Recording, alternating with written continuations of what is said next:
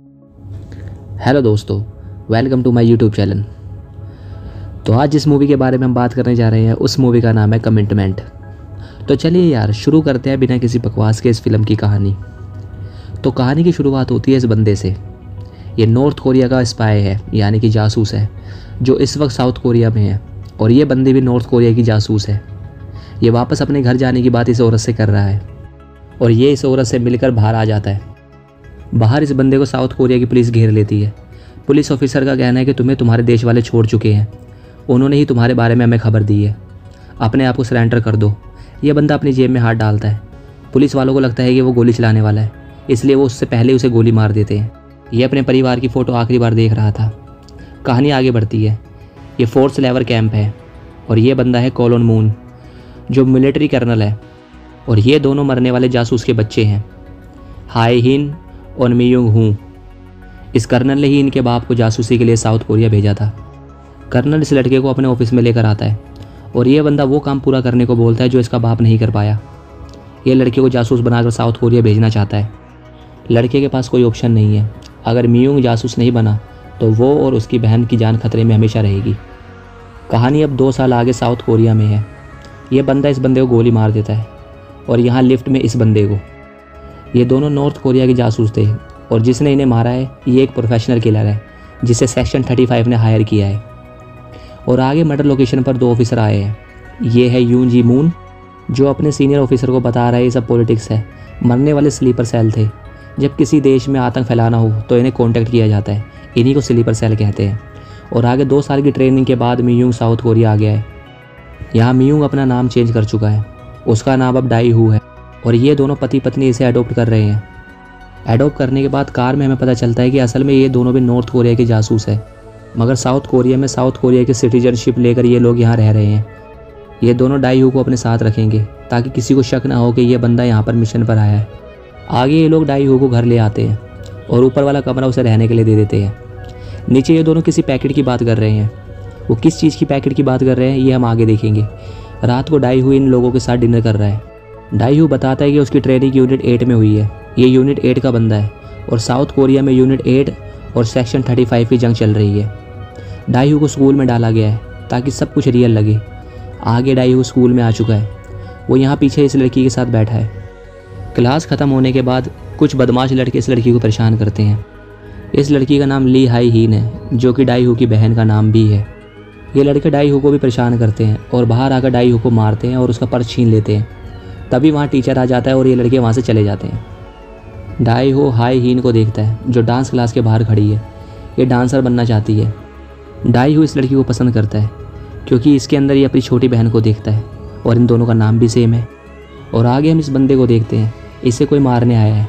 ये बंदा डाई हू को जिन्होंने अडॉप्ट किया है उन्हें कॉल करता है, मगर कॉल कोई नहीं उठाता। तभी ये बंदा इस बंदे को गोली मार देता है। ये सेक्शन 35 का वही बंदा है जिसने पहले भी यूनिट 8 के जासूसों को मारा है। आगे हम देखते हैं कि डाई हू स्कूल से अपने घर आया है। उसे एक पार्सल मिलता है जिसके अंदर फ़ोन है। वो कॉल पर कर्नल से बात करता है। उसे पार्सल में कुछ फ़ोटो भी मिलती है जो उन्हीं जासूसों की है जिसे बकडॉक ने मारा है। बकडॉक यानी कि सेक्शन 35 का वही किलर जिसे अभी आपने देखा। फ़ोन पर डाई हू को कहा जा रहा है कि वो अपने दूसरे साथियों से कनेक्शन बनाए और ज़रूरी सामान ले और बकडॉक को हमेशा के लिए ख़त्म कर दे। डाई हू सामान लेता है, यानी कि गन वन जो भी उसे चाहिए, और वो यहाँ आता है और इस बंदे को बकडॉक की लोकेशन के बारे में पूछता है। ये कहता है मैंने उसे नहीं देखा, एक कसाई है जिसने उसे देखा है। वो उसका पता बताता है और डाई हू इसे मार देता है। अगले दिन स्कूल में क्लास ख़त्म होने के बाद डाई हू स्कूल में पियानो बजा रहा है और अपनी बहन को याद कर रहा है। डाई हू पियानिस्ट बनना चाहता था, मगर किस्मत ने उसे क्या बना दिया। और आगे हम देखते हैं कि डाई हू के घर पर यह बंदा आया है। ये इन मियाँ बीवी को कुछ पैसे के बंडल देता है। असल में ये लोग लॉन्ड्री का काम करते हैं, यानी कि ब्लैक मनी को वाइट मनी बनाते हैं। यह बंदा सेक्शन 35 का बंदा है। तभी ऊपर से डाई हू आ जाता है और ये बंदा उसे देख लेता है।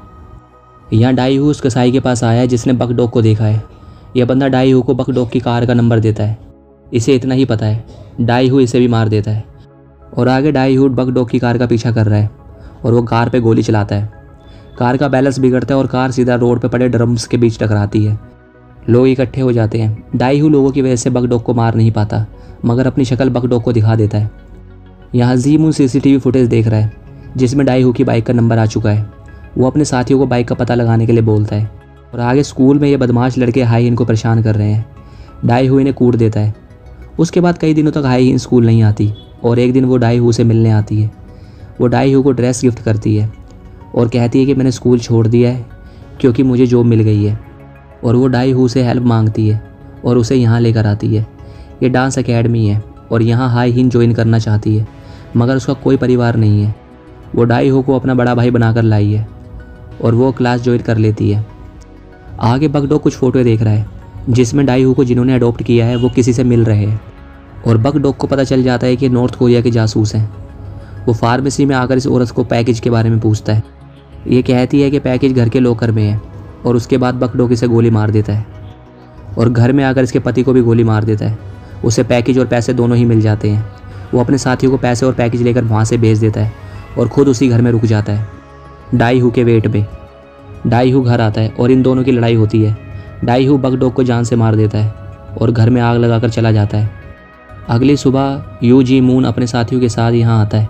उसे पता चलता है कि ये लोग जासूस थे। वो सारी रिपोर्ट अपने सीनियर को देता है और डाई हु की फ़ोटो दिखाकर कहता है ये लापता है। यहाँ डाई हु इस औरत के पास खाना खा रहा है और बाहर आकर डाई हु अपनी फैमिली के बारे में बात करता है। और आगे कर्नल से कोई बंदा मिलता है और सेक्शन 35 को अपने काबू में करने की बात करता है। आगे डाई हु को एक पार्सल मिलता है जिसके अंदर फ़ोन और कुछ फ़ोटोज़ हैं। तभी कर्नल का कॉल आता है। वो डाई हु को कहता है कि तुम्हारा आखिरी मिशन है, उसके बाद तुम और तुम्हारी बहन दोनों आज़ाद हैं। डाई हु रेडी होकर घर से चला जाता है और इस जगह पर पहुंचता है जहां सेक्शन 35 के लोग हैं और यहाँ इनके पास ये पैकेज भी है। और हमें पता चलता है कि इस पैकेज में 30 मिलियन के हीरे हैं जो नॉर्थ कोरिया के हैं। डाई हु अंदर आता है और बारी बारी सबको मार देता है और हीरे लेकर वहाँ से चला जाता है। यहाँ जी मून अपने सीनियर के साथ किसी मीटिंग के लिए आया है और यहाँ डाई हु हैप्पी है, उसका मिशन पूरा हो गया और वो अब अपनी बहन के पास जाने वाला है। वो इस औरत के लिए और अपनी बहन के लिए कुछ गिफ्ट लेकर आया है। वो बाय बोलकर यहाँ से चला जाता है। वो आखिरी बार अपनी दोस्त हाई हिन से भी मिलता है और उसको गुड बाय बोल के वहाँ से चला जाता है।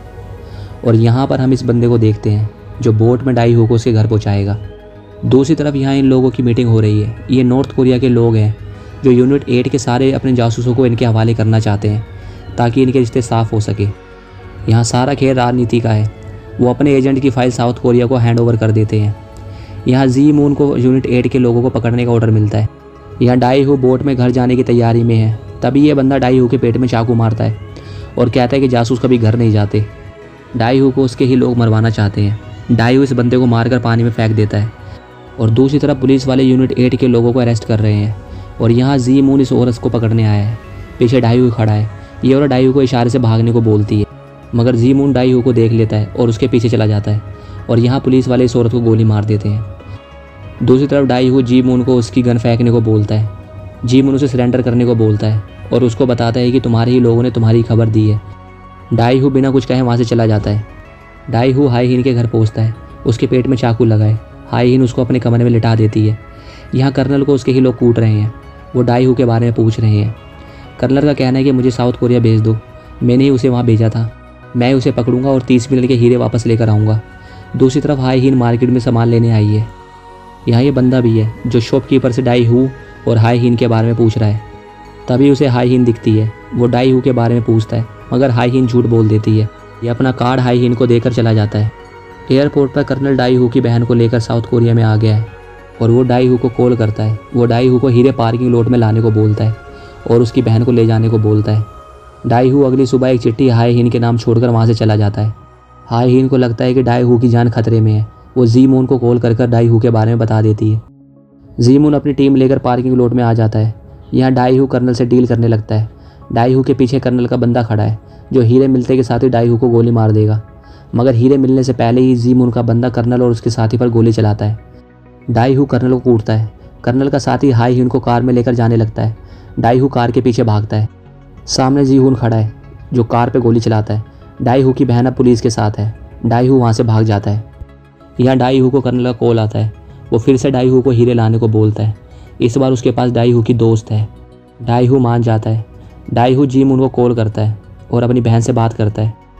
डाई हु जी मून से कहता है कि आज रात मेरा काम होने के बाद मैं कल सुबह अपने आप को तुम्हारे हवाले कर दूंगा। डाई हु उस जगह के बाहर खड़ा है जहाँ डील होने वाली है। वो जी मून को कॉल करके फ़ोन बाइक पर रखकर चला जाता है ताकि पुलिस वाले कॉल ट्रेस कर वहाँ पहुँच जाएँ। अंदर डाई हू कर्नल से कहता है कि तुमने मुझे धोखा दिया है, मुझे गद्दार बना दिया, और अंदर गोलीबारी होने लगती है। एक दो गोली डाई हू को भी लगती है। डाई हू के बैग में बॉम्ब है, वो बैग को फेंकता है और ब्लास्ट में सिर्फ कर्नल बचता है। बाहर पुलिस आ चुकी है। डाई हू हाई हिन को वहाँ से भगा देता है। हाई हिन बाहर से पुलिस वालों के पास है। अंदर जी मून आता है। तीनों आमने सामने हैं, कर्नल, डाई हू और जी मून। डाई हू कर्नल पर गोली चलाता है। कर्नल की एक गोली डाई हू के दिल के पास लगती है। जी मून कर्नल को मार देता है। कार में जी मून डाई हू को उसकी बहन के पास लेकर जा रहा है, मगर डाई हू अपनी बहन को याद करता करता दम तोड़ देता है और हमेशा के लिए गहरी नींद सो जाता है। डाई हू की बहन को डाई हू की दोस्त अपने साथ ले जाती है और यहाँ होती है कहानी ख़त्म। तो फिर मिलेंगे दोस्तों एक नई कहानी के साथ। तब तक के लिए गुड बाय, थैंक यू।